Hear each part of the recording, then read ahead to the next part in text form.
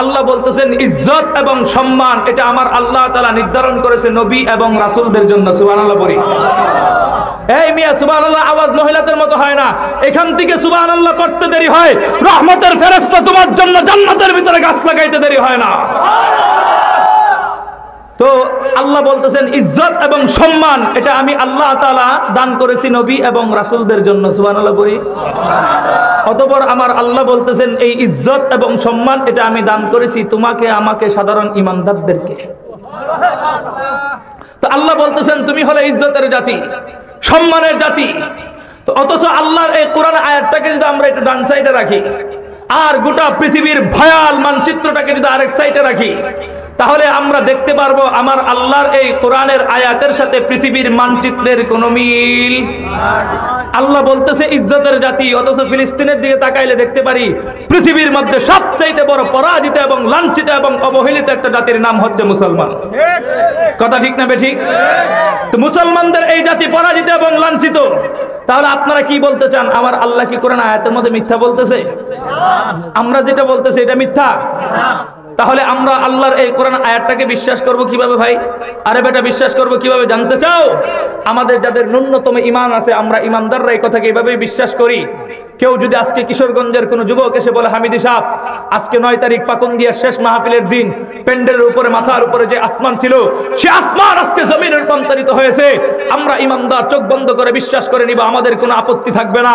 আবার যদি কেউ এসে বলে হুজুর আজকে 9 তারিখ মাহফিলের দিন প্যান্ডেলের নিচে যে জমিন ছিল সেটা আজকে উল্টো হয়ে আসমানে রূপান্তরিত হয়েছে, আমরা সে কথাও বিশ্বাস করব।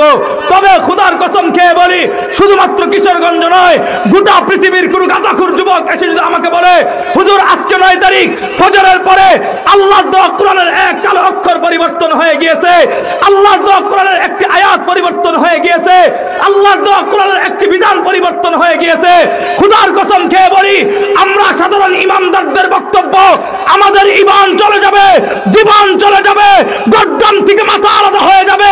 কোশ্চিন কালো ওই গাঁজাখুরদের বক্তব্য আমরা কোনোদিন বিশ্বাস করতে পারি না।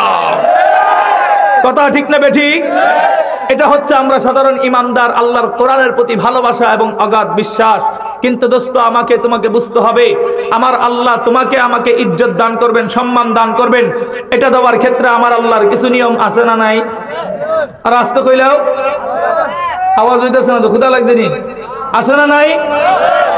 দেখেন আমার আল্লাহ যেমন তোমাকে আমাকে ইজ্জত দিবেন, এই ক্ষেত্রে আমার আল্লাহ যে দুনিয়া পরিচালনা করে এটার ক্ষেত্রেও আমার আল্লাহর কিছু নিয়ম আছে না নাই?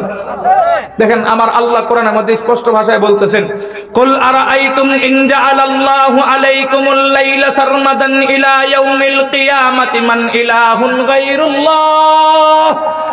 ইলাহুন গায়রুল্লাহি ইয়াতিকুম বিদিয়াইন আফালা তাসমাউন।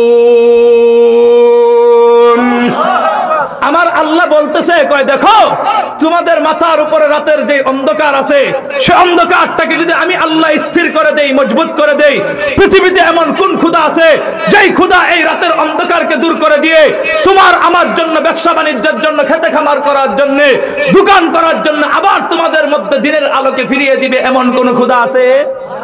আর আসতে আমার আল্লাহ আবার বলতেছে কয় দেখো তোমাদের মাথার উপরে দ্বিপ্রহরে যে সূর্যটা উঠে এটা ঠিক মাঝখানে উঠবার পরে আমি আল্লাহ যদি স্থির করে দেই, মজবুত করে দেই, পৃথিবীতে এমন কোন খোদা আছে যেই খোদা এই দিনের আলোটাকে সরিয়ে দিয়ে তোমার আরামের ঘুম, তোমার নাতিনত্তরদের আরামের ঘুম, সন্তানদের আরামের ঘুম, পশু পাখিদের আরামের ঘুম ঘুমানোর জন্য আবার রাতের অন্ধকারকে তোমাদের মধ্যে ফিরিয়ে দিবে, এমন কোন খোদা আছে?